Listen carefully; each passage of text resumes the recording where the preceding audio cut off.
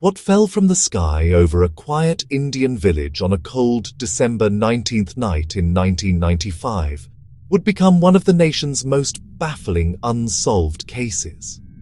On the morning of December 18th, farmers in the Purulia district of West Bengal went to their fields as they did every day. But this morning was different.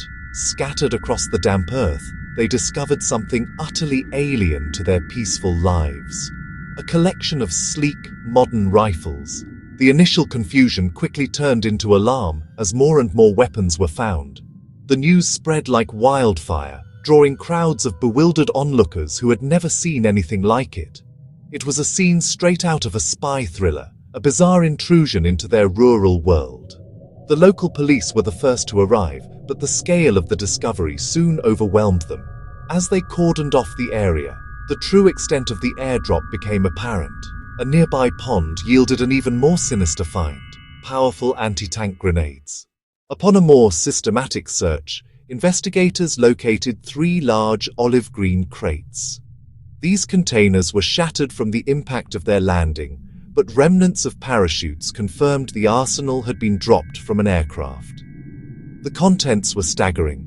Approximately 300 AK-47 assault rifles, 25 9mm pistols, a pair of sniper rifles for long-range engagements, advanced night vision binoculars, over 100 grenades, and a massive cache of 16,000 rounds of ammunition. The total weight exceeded 4 tons, a significant military payload. The discovery ignited a media firestorm and sent shockwaves through the government. Who had dropped an arsenal of this magnitude over Indian territory, and why? To drop such a heavy load, a large aircraft had to fly dangerously low and undetected.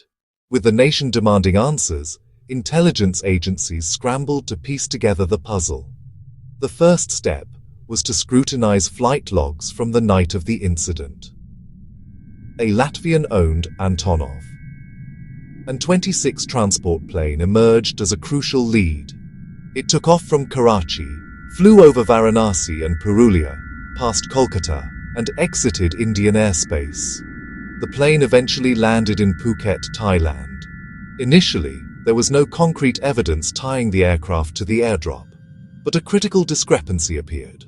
The pilot declared Cambodia, yet landed in Thailand. This misdirection transformed the Antonov from an interest into the prime suspect. On December 22nd, the same aircraft requested re-entry into Indian airspace. The plan: Phuket to Karachi for refueling, final destination Latvia. Indian authorities set the trap. The Air Force went on high alert. As the Antonov re-entered Indian airspace, the intercept plan was executed with military precision.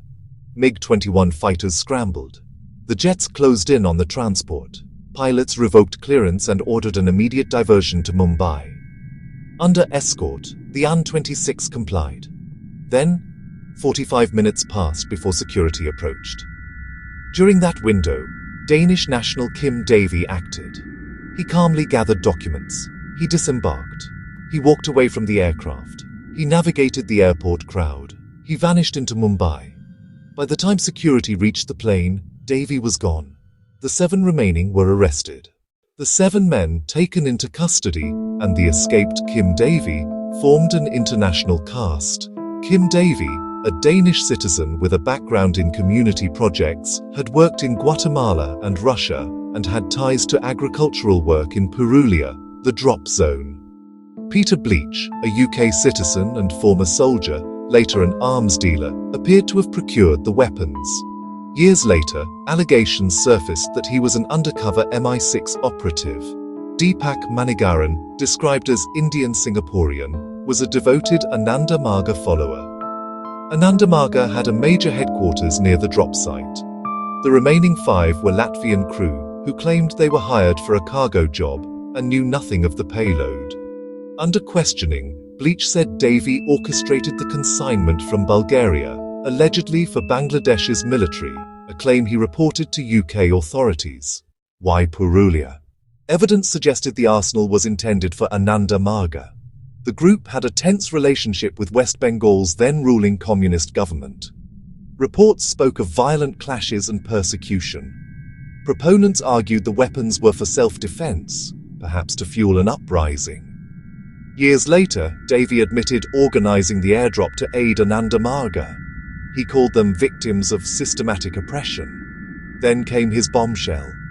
He alleged elements within the Congress-led central government, RAW, and even the Prime Minister's office knew of the plan. He claimed the aim was to trigger chaos in West Bengal to justify presidential rule. The CBI vehemently denied these allegations, calling them a bid to avoid extradition. Still, Davy's claims forged a powerful counter-narrative of political intrigue. The Kolkata High Court handed life sentences to Peter Bleach, Deepak Manigaran, and the 5 Latvian crew. But their freedom arrived through diplomatic channels. The Latvians were released first. In 2000, after gaining Russian citizenship, reports said Vladimir Putin requested their pardon. India acquiesced. In 2004, after UK pressure, Bleach received a presidential pardon. This fueled claims he had worked for MI6. Meanwhile, Denmark repeatedly refused to extradite Kim Davy, citing human rights concerns. The alleged mastermind never faced trial in India. The legal outcome felt incomplete and politically compromised. Decades later, the Purulia airdrop remains a case India never solved, an airdrop mystery that still haunts the record. Despite investigations, trials, and diplomacy, the fundamental questions remain. Every lead opens new confusion. Every answer spawns more questions. Who truly planned and financed the mission? Was Davy acting alone for ideology, or a pawn for something larger? The costs of weapons, aircraft, logistics, and personnel suggest deep pocket backing. A foreign intelligence, a rival state, or factions within India? Debate rages on. Why the 45-minute delay at Mumbai? How did the prime suspect simply walk out and vanish? Incompetence, or a deeper conspiracy? The fields return to quiet routine, but the echoes linger.